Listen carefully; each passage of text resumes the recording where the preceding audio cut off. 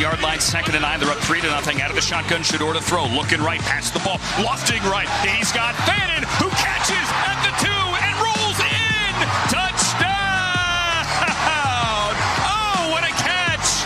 Harold Fannin looked up, found it in the rain, landed on his back, and rolled untouched into the end zone.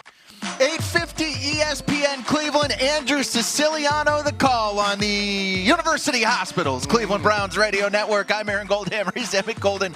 We are in Cleveland, Ohio today, where despite a draft pick maybe being lost, Emmett, we have smiles on our faces, maybe keeping the Steelers out of the playoffs. We're in for Evan, Canty, and Michelle. We are presented by Progressive Insurance on Unsportsmanlike on ESPN Radio.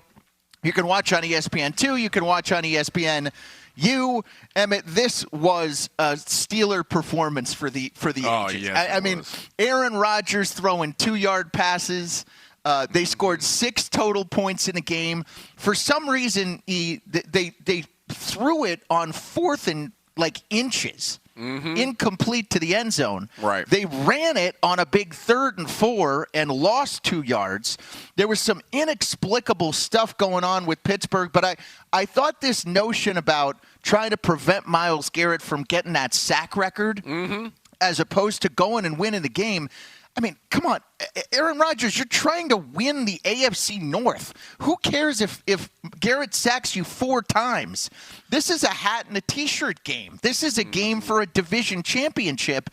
Terrible job yesterday, I thought, by Pittsburgh. And Emmett, I do think that they were too focused on trying to prevent Myles from getting that record. Yeah, I thought that, especially from Aaron Rodgers' standpoint, he felt, you know what, we can focus on not getting not surrendering the record, I guess I should say, and still win the game because it's the Browns, right? And I think part of that was they wrote up, it's the Browns. Although they've won, 1 game in Cleveland in the past 8 matchups that they've had. This is an incredible stat. Now, Ben, I think, won in Cleveland 10 or 11 times. Yeah, he won almost every time he played in Cleveland. But do you know the last Steeler quarterback not named Ben Roethlisberger to win in Cleveland? To win in Cleveland. This isn't that tall a task. Is it Mason Rudolph? Emmett, that answer would be Tommy Maddox. Oh, wow. In 2003. Wow. Now we're going back. Gun. This rivalry, the Browns can't win in Pittsburgh. We know at that. all. Yeah, no. And the Steelers can't win here. If they can't win that game yesterday with a depleted Browns team, I thought I just didn't understand the game plan for Pittsburgh really at all. It was clear, T.J. Watt has gone through a lot over the last couple of weeks. He's spent some time in the hospital. They expect him maybe to be back for the Baltimore game on Saturday night that'll decide the division championship now. But, Emmett, I think one of the reasons why they were so focused on trying to prevent Garrett from getting to 23 sacks is because the current record holder is T.J. Watt, and they didn't want the Browns doing that against them in particular. Myles Garrett, after the game, Tomlin had a different perspective, which we'll get to. But Myles Garrett said they weren't really focused on scoring. They just wanted to use 4 guys to try to block me. Take a listen. To an extent, I feel like they were more worried about keeping me away from Aaron than getting the win, and I think that's what came back to bite them. So they'll have to fight it out with Baltimore next week, but I'm just proud of the guys for fighting and getting this win. That's the main thing, and I'm always going to keep it that. It looked like it. I mean, Aaron Rodgers got the ball out fast. All right, not like, oh, this is a quick trigger. No, I have to get this ball out of my hand because I know 95 is coming off the edge. There's one thing throwing with anticipation. Right. Yeah. There's another thing to just be playing. It was like a hot potato. Yeah. And exactly. If you look at some of the advanced stats of this game, no quarterback has gotten rid of the ball faster than Aaron Rodgers did yesterday. Right. Sometimes it looked to me like he wasn't allowing the route or play to develop. People have accused Tomlin of game planning this. No.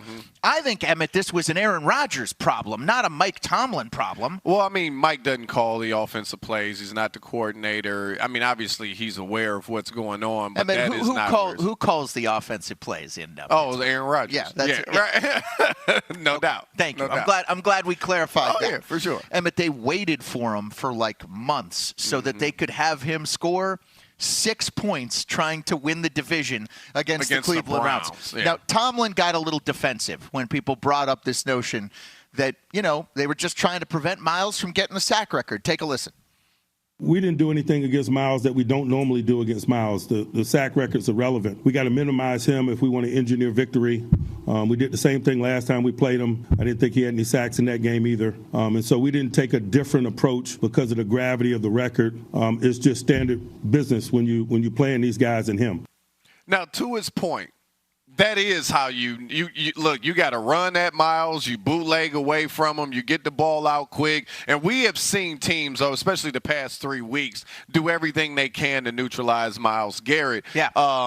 But typically, like the Steelers, at a certain point, you need to push the ball downfield. On that last drive, they did a little bit, and what happened? Yeah, they got some yards. So, and on the drive before the end of the half and the drive before the end of the game were the 2 drives where they moved the ball the best. Yeah. I just thought – I disagree with Tomlin. I think they did do things they didn't do in the first matchup. And you and I are close to this. We watch Browns as close as anybody. It's a chore. We should get paid more. It's frankly, our job for doing it. It's actually our job. But Emmett, I thought that having 3 guys try to block him while they have the guy on the other side, Alex Wright, one-on-one, and Alex Wright bowls him over and sacks Aaron Rodgers. To me, there was a certain emphasis, extra emphasis on we don't even want to let Myles get one.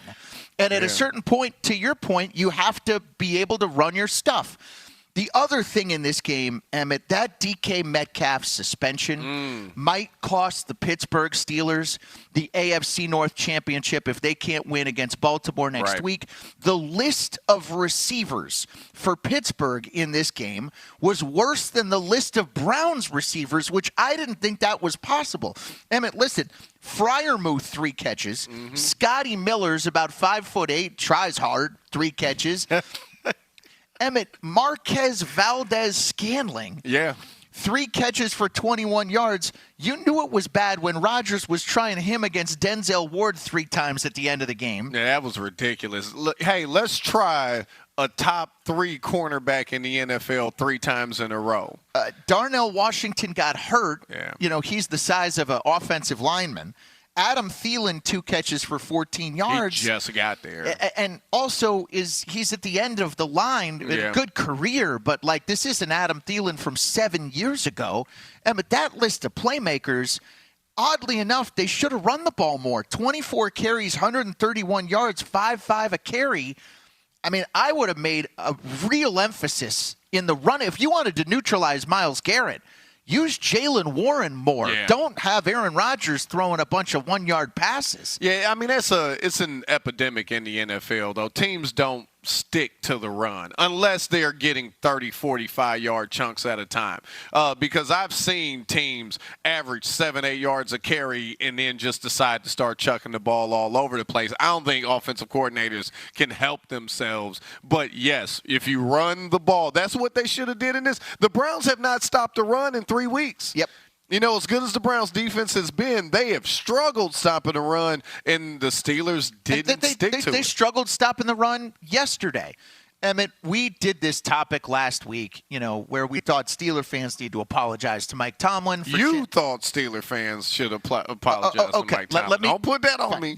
I thought Steeler fans needed to apologize to Mike Tomlin. That was not the highlight of an illustrious coaching career for Mike Tomlin yesterday. Right. And now all these angry Steeler fans are back all over him. Sometimes weird game management things happen with him. But, Emmett, it's funny. This year, they may win. They're at home Sunday night against Baltimore. We don't know if Lamar's going to play. There's going to be a lot of conversation around Pittsburgh, Baltimore, probably the best rivalry in the NFL for a division championship now. Sunday night game, 8:20.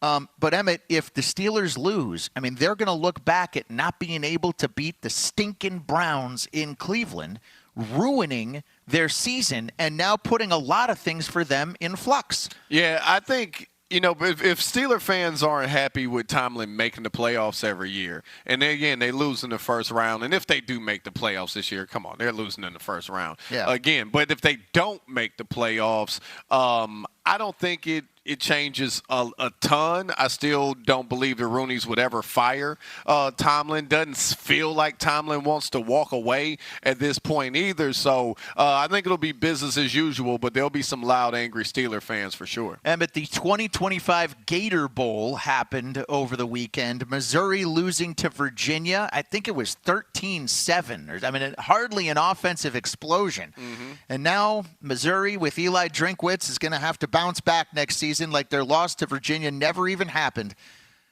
Brought to you by ServPro, the number one choice in cleanup and restoration. Coming up next, does beating the Jets help your MVP case? Really? I'm Aaron Goldhammer. He's Emmett Golden. We're in for Evan, Canty, and Michelle, and this is Unsportsmanlike